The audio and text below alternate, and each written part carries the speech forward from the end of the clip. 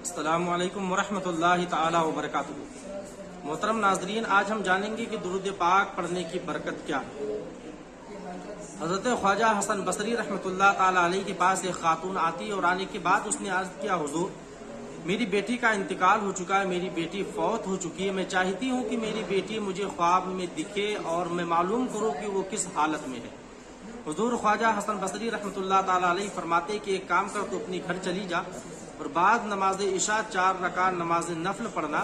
ہر رکعت میں سورہ فاتحہ کے بعد سورہ تکاثر یعنی الہاکم التکاثر کی تلاوت کرنا، اور جب 4 رکعت نماز نفل تو مکمل کر لینا تو نماز کے بعد میں درود پاک کا ورد کرنا۔ درود پاک کا ورد کرتے کرتے تجھے نیند آ جائے گی، تجھے اپنی بیٹی کے احوال پتہ چل جائیں گے۔ وہ خاتون گھر جاتی ہے، آپ کے بتائے ہوئے طریقے کے مطابق عمل کرتی ہے۔ رات میں اس نے خواب میں دیکھا اور صبح میں آ کر کے خواجہ حسن بصری سے اپنا خواب بیان کیا کہ حضور میں نے خواب میں تو بڑی ڈراؤنی چیز دیکھی ہے۔ آپ نے پوچھا کیا ہے؟ تو اس نے کہا میں نے دیکھا ہے کہ میری بیٹی پر اللہ تبارک و تعالیٰ کا عذاب نازل ہو رہا ہے، اور اس کے ہاتھوں میں جہنم کی ہتکڑیاں ہے، پاؤں میں جہنم کی بیڑیاں ہے، اس کے سر پہ اللہ تبارک و تعالیٰ نے تارکول کی ٹوپی پہنائی ہے جو کہ جہنم کی آگ اس کے سر کو جلا رہی ہے،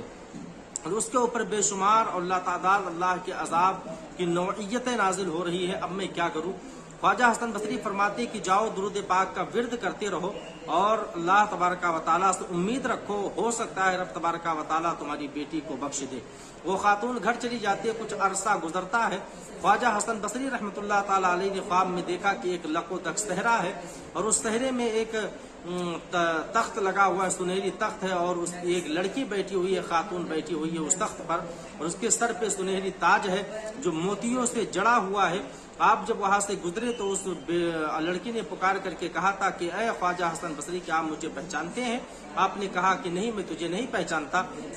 تو اس نے کہا میں اسی خاتون اور ضعیفہ عورت کی بیٹی ہوں جو آپ کے پاس میرا احوال جاننے کے لیے آئی تھی۔ خواجہ حسن بصری رحمۃ اللہ تعالی علیہ فرماتے کہ میں نے اس سے پوچھا کہ تیری ماں نے جو تیرے احوال بیان کیے تھے تو اس سے مختلف ہے، آخر اللہ تبارک و تعالیٰ کا اتنا انعام تجھے کیسے مل گیا؟ تو اس نے کہا کہ مجھے اللہ تبارک و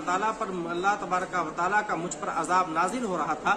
جو میری ماں نے دیکھا تھا وہ سچ دیکھا تھا۔ ایک نیک بندے کا میری قبرستان سے گزر ہوا جہاں پہ میں دفن تھی، اور اس نیک بندے نے پیغمبر دو عالم صلی اللہ علیہ وسلم پر درود شریف پڑھا، اور اس درود کا ثواب ہمارے قبرستان کے مردوں کو ایصال ثواب کر دیا۔ اللہ تبارک و تعالیٰ نے اسی درود کے صدقے میں ہمارے قبرستان سے 500 مردوں